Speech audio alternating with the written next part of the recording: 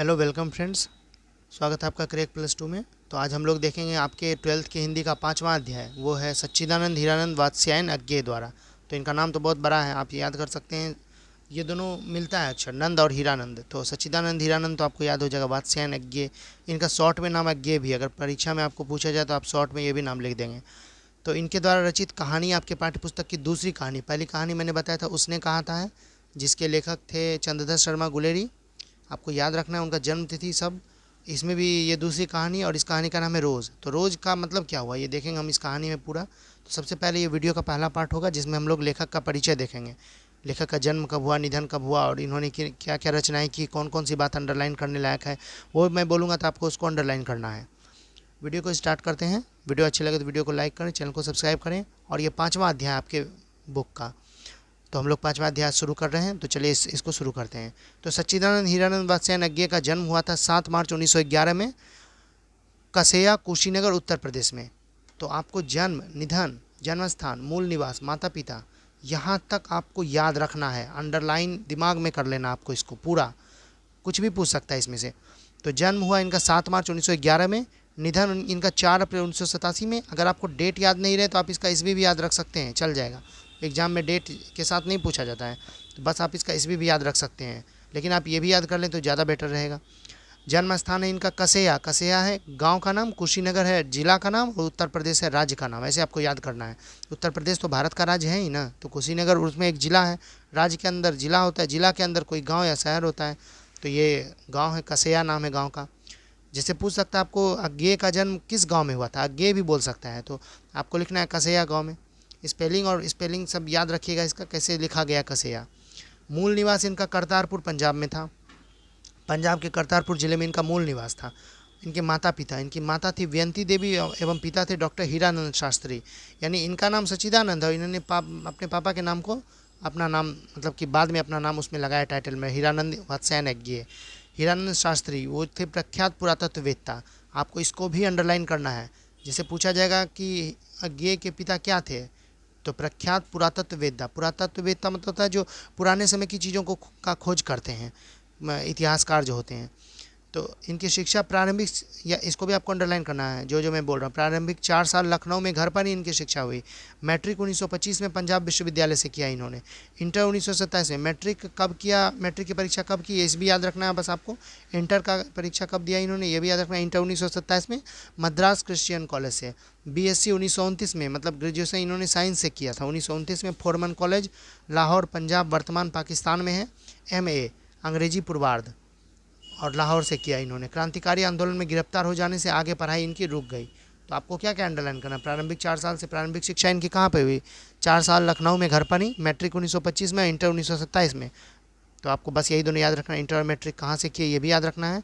1929 में बीएससी किया इन्होंने फोरमन कॉलेज से, यानी ये पूरा आपको याद रखना है। अब देखते हैं भाषा ज्ञान। संस्कृत, अंग्रेजी, हिंदी के अतिरिक्त फारसी, तमिल आदि अनेक भाषाओं का ज्ञान था। इसको अंडरलाइन करने की जरूरत नहीं है, बस आप इसको पढ़ सकते हैं। व्यक्तित्व कैसा था इनका ये देखते हैं। सुंदर लंबा गठीला शरीर, सुरुचि, सुव्यवस्था एवं अनुशासन प्रियता इनका गुण था। एकांत प्रिय, अंतर्मुखी स्वभाव, गंभीर एवं चिंतनशील, मितभाषी, अपने मौन एवं मित भाषण के लिए प्रसिद्ध। ज़्यादा नहीं बोलते थे, जब ज़रूरत हो तब बोलते थे। पिताजी का तबादला होते रहने के कारण लखनऊ, कश्मीर, लाहौर, पटना, मद्रास आदि स्थानों पर उनके साथ रहने और परिभ्रमण का संस्कार बचपन में ही मिला। मतलब ये अपने पिताजी के साथ लखनऊ, कश्मीर, लाहौर, पटना, मद्रास आदि जगहों पर उनके साथ रहे और घूमे। अभिरुचि देखते हैं इनका। बागवानी, पर्यटन, अध्ययन आदि के अलावा दर्जनों प्रकार के पेशेवर कार्यों में दक्षता। फोटोग्राफी, हस्तकला, शिल्प आदि में प्रवीणता। यूरोप, एशिया, अमेरिका सहित कई देशों की साहित्यिक यात्राएं। तो आपको ये भी पूछा जा सकता है कि इनमें से किस लेखक ने यूरोप, अमेरिका, एशिया सहित कई देशों की साहित्यिक यात्राएं की। तो आपको अज्ञेय लिखना है आंसर में, आपको इसको अंडरलाइन करना है। अब उसके बाद देखते हैं सम्मान एवं पुरस्कार। ये आपको पूरा अंडरलाइन करना है। साहित्य अकादमी से लेकर आमंत्रित तक। साहित्य अकादमी इनको मिला है। भारतीय ज्ञानपीठ मिला है इनको, ज्ञानपीठ पुरस्कार भी मिला। सुग्रा यानी यूगोस्लाविया का, यूगोस्लाविया एक देश है, यूगोस्लाविया का अंतर्राष्ट्रीय स्वर्णमाल आदि पुरस्कार। देश विदेश के अनेक विश्वविद्यालयों में विजिटिंग प्रोफेसर के रूप में आमंत्रित, विजिटिंग प्रोफेसर, ये आपको याद रखना है। अब हम देखते हैं पत्रकारिता इनकी क्या रही। सैनिक लिखा है पत्रकारिता इन्होंने आगरा में। विशाल भारत कोलकाता, प्रतीक प्रयाग, दिनमान दिल्ली, नया प्रतीक दिल्ली, नवभारत टाइम्स नई दिल्ली, थॉट वॉक एवरीमैन्स अंग्रेजी में संपादन। तो इनकी पत्रिका आपको याद रखनी है कौन कौन सी, यहाँ से यहाँ तक। वैसे मैं ऑब्जेक्टिव में भी PDF में दे दूंगा, आप इसको अंडरलाइन भी कर लीजिए। अगर ऑब्जेक्टिव में कोई पत्रिका का नाम छूट गया तो आपको यहाँ से याद करना है। उसके बाद कृतियाँ हम इनकी देखते हैं, मैं आपको जहाँ बोलूँगा वही आपको अंडरलाइन करना है। 10 वर्ष की अवस्था में कविता लिखना इन्होंने शुरू कर दिया था, कविता लिखना शुरू किया था, ये ध्यान रखना है आपको। लेखन हिंदी अंग्रेजी दोनों भाषाओं में। बचपन में खेलने के लिए इंद्र सभा नामक नाटक लिखा, आपको इसको अंडरलाइन करना है। बचपन में खेलने के लिए इंद्र सभा नामक नाटक लिखा, इसको बस। घर में एक हस्तलिखित पत्रिका आनंद बंधु, इसको भी पत्रिका आनंद बंधु, इसको आपको अंडरलाइन करना है। किन्होंने लिखा, निकालते थे, ये पत्रिका किन्होंने लिखा, अज्ञे ने। पूरा नाम भी आप लिख सकते हैं, अगर ऑब्जेक्टिव में आएगा तो देख लेंगे, उसी नाम पे सही निशान लगाएंगे। 1924 से 25 में अंग्रेजी में एक उपन्यास लिखा था। 1924 में पहली कहानी इलाहाबाद की स्काउट पत्रिका सेवा में प्रकाशित। 1930 के बाद नियमित लेखन, अभी आपको अंडरलाइन नहीं करना, मैं बोलूँगा तब। विपथ गा, जयदोल, ये तेरे प्रतिरूप, छोड़ा हुआ रास्ता, लौटती पगडंडियाँ आदि कहानी संकलन। तो यहाँ पे आपको अंडरलाइन करना, विपथ गा, उसके बाद जयदोल, ये तेरे प्रतिरूप, छोड़ा हुआ रास्ता, लौटती पगडंडियाँ, ये आपको अंडरलाइन याद रखना है, कहानी संकलन है इनका। उसके बाद देखते हैं शेखर एक जीवनी, प्रथम भाग 1941 में, द्वितीय भाग 1944 में, नदी के द्वीप 1952, अपने अपने अजनबी 1961, ये आपको याद रखना है। शेखर एक जीवनी, नदी के द्वीप, अपने अपने अजनबी, ये सब इनका रचना है, सभी उपन्यास। उत्तर प्रियदर्शी 1967 में, यह नाटक है। भग्नदूत, चिंता, इत्यलम, ये आपको अंडरलाइन नहीं करना है, बस उत्तर प्रियदर्शी आपको अंडरलाइन करना है। हरी घास पर क्षण भर, बाबरा अहेरी, आंगन के पार द्वार, कितनी नावों में कितनी बार, सदानीरा, ऐसी कोई, ये सदानीरा है, ओ सदानीरा नहीं, आपको याद रखना है, ओ सदानीरा जगदीश चंद्र माथुर ने लिखा है। ऐसा कोई घर आपने देखा है आदि, कविता संकलन। अरे यायावर रहेगा बाद, ये 1953 में आई थी। एक बूंद सहसा उछली 1961 में, यहाँ से आपको याद रखना है, यहाँ से त्रिशंकु से। त्रिशंकु, आत्मेन पद, आलवाल, अद्यतन, भवंती, अंतरा, शाश्वती, संवत्सर आदि सभी निबंध इन्होंने लिखा है। उसके बाद तार सप्तक 1943 में, दूसरा सप्तक 1951 में, तीसरा सप्तक 1959 में, चौथा 1978 में। पुष्करणी, पुष्करणी को भी आपको अंडरलाइन करना है। रूपाम्बरा, नेहरू, अभिनंदन ग्रंथ आदि सभी संपादित ग्रंथ हैं इनके। शरद चंद्र के श्रीकांत, जैनेन्द्र कुमार के त्यागपत्र तथा अपने उपन्यास, अपने अपने अजनबी सहित अनेक कृतियों का अंग्रेजी अनुवाद। रविंद्रनाथ ठाकुर के गोरा का हिंदी अनुवाद, ये भी आपको याद रखना है। रविंद्रनाथ ठाकुर ने गोरा लिखा है, कहाँ उपन्यास। और उसके बाद इन्होंने अपने अपने अजनबी लिखा है, अज्ञे ने, अपने अपने अजनबी को आपको अंडरलाइन करना है। अब हम इनके बारे में डिटेल में पढ़ लेते हैं। सच्चिदानंद हीरानंद वात्स्यायन अज्ञे हिंदी के आधुनिक साहित्य में एक प्रमुख प्रतिभा थे। वे आधुनिक हिंदी साहित्य के एक प्रमुख कवि, कथाकार, विचारक एवं पत्रकार थे। यानी कवि भी थे, कथाकार भी थे, विचारक भी थे एवं पत्रकार भी थे। कथाकार उसको बोलते हैं जो कहानी लिखता है। साहित्य की अनेक विधाओं, यात्रा साहित्य, आलोचना, डायरी आदि में भी उनका अवदान महत्वपूर्ण है।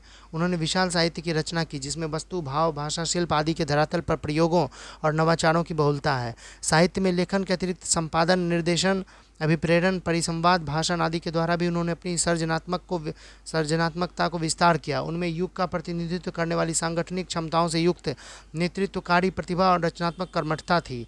अज्ञे का जीवन और साहित्य जो घनिष्ठ रूप से परस्पर संपृक्त है, विशेष व्यक्तित्व से संपन्न एवं वैविध्यपूर्ण है। स्वाधीनता आंदोलन में उग्र और विद्रोही विचारधारा वाले क्रांतिकारी के रूप में उनकी भूमिका रही, इसको अंडरलाइन करना है। स्वाधीनता आंदोलन में उग्र और विद्रोही विचारधारा वाले कौन थे, तो अज्ञे थे, अंडरलाइन याद रख। कारावास और जेल यातनाएं भी वो सही। द्वितीय महायुद्ध के दौरान उन्होंने सेना में नौकरी की थी। वे आजीवन सैलानी रहे। रोमांचक यात्राएं करना उनका स्वभाव और शौक था। हिंदी में शायद ही ऐसा कोई लेखक कलाकार हो जिसकी अज्ञे की तरह परस्पर असंबद्ध 20 तरह के कार्यों में पेशेवर दक्षता हो।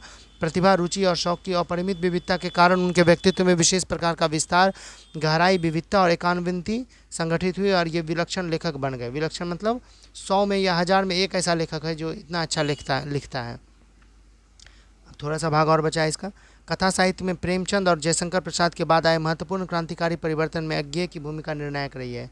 कहानी को महज किस्सा, आख्यान और इतिवृत्त के धरातल से ऊपर उठाकर एक कसे हुए अंतर्गुफित कलात्मक के रूप में के तौर पर उभारने वालों में अज्ञे अग्रणी रहे हैं। हिंदी कथा साहित्य में मनोवैज्ञानिक गहराई लाने का श्रेय जैनेन्द्र कुमार और अज्ञे को दिया जाता है। इसके साथ ही बौद्धिकता, नैतिक वैचारिक सजगता और कलात्मकता भी अज्ञे ने हिंदी कथा में जोड़ी। यानी कि हिंदी कथा को इन्होंने इतना रूप दे दिया जिससे ये सुनने वाले को ये नहीं लगे कि ये मुझे बोर कर रहा है, कहानी अच्छी नहीं है, ऐसा, इसलिए इनका नाम हुआ इतना ज़्यादा। इसके साथ ही बौद्धिकता, अज्ञे ने हिंदी कहानी के भावी विकास का प्रारूप अपनी कहानियों द्वारा प्रस्तुत किया। बिना अज्ञे के नई कहानी की कल्पना नहीं की जा सकती।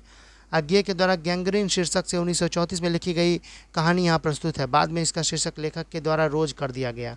तो तो यहाँ से आपको अंडरलाइन करना है। अज्ञे के द्वारा गैंग्रीन शीर्षक से 1934 में लिखी गई कहानी यहाँ प्रस्तुत है। मतलब गैंग्रीन, गैंग्रीन शब्द का उल्लेख किस पाठ में हुआ है, तो आपको उसका आंसर देना है रोज कहानी में हुआ है। ये क्वेश्चन पूछा भी गया है। मैं जब 6 अध्याय पढ़ा दूंगा तो 4, 5 और 6 अध्याय में जितना क्वेश्चन पूछा है उसका मैं 3-3 अध्याय करके डालता हूँ ऑब्जेक्टिव क्वेश्चन का अपने चैनल पे। तो आपको जब 6 अध्याय खत्म हो जाएगा तो मैं दिखाऊंगा कि ये क्वेश्चन पूछा गया है। तो अभी तो 5वां अध्याय चल रहा है, तो 6ठा अध्याय जब पूरा हो जाएगा तो मैं 3 ईयर का क्वेश्चन और देख लूँगा। ये क्वेश्चन, इसको आप अंडरलाइन करेंगे यहाँ तक। यह प्रेमचंद के बाद की श्रेष्ठ कहानियों में परिगणित होती है। वातावरण, परिस्थिति और उसके प्रभाव में ढलते हुए गृहिणी के चरित्र का मनोवैज्ञानिक उद्घाटन अत्यंत कलात्मक रीति से लेखक ने यहाँ प्रस्तुत किया है। डॉक्टर पति के काम पर चले जाने के बाद का सारा समय मालती को घर में एकाकी काटना होता है। तो ये रोज कहानी का ये थोड़ा सा सारांश आपको बता रहा है यहाँ पे। डॉक्टर पति के काम पर चले जाने के बाद का सारा समय मालती को घर में एकाकी काटना होता है। उसका दुर्बल, बीमार और चिड़चिड़ा पुत्र हमेशा सोता रहता है या रोता रहता है। मालती उसकी देखभाल करती, सुबह से रात 11 बजे तक घर के कार्यों में अपने को व्यस्त रखती है।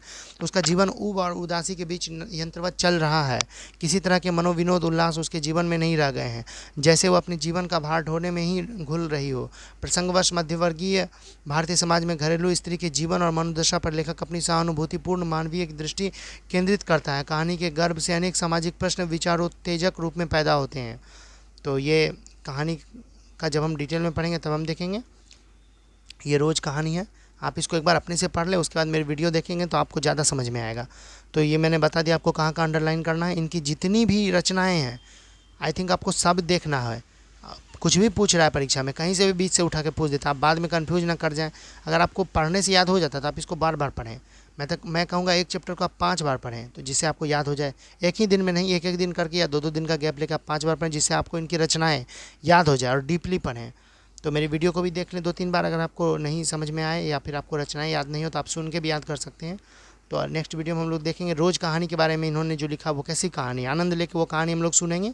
कहानी सुनते वक्त बोर नहीं होना, आपको पहले एक बार अपने से पढ़ लेना है, उसके बाद पूरा टाइम देखिए, आपको 1 घंटा बैठना है और वो वीडियो थोड़ा लंबा होगा, आपको उसका पूरा कहानी को समझना है। आप उसका आंसर खुद से भी बना सकते हैं अगर आप कहानी समझ जाएंगे पूरा। तो ये आपके पाठ्यपुस्तक की दूसरी कहानी है। और भी वीडियो आई है चैनल पे, आप पुरानी वीडियो जाके देख सकते हैं। वीडियो को लाइक करें अगर अच्छी लगे तो।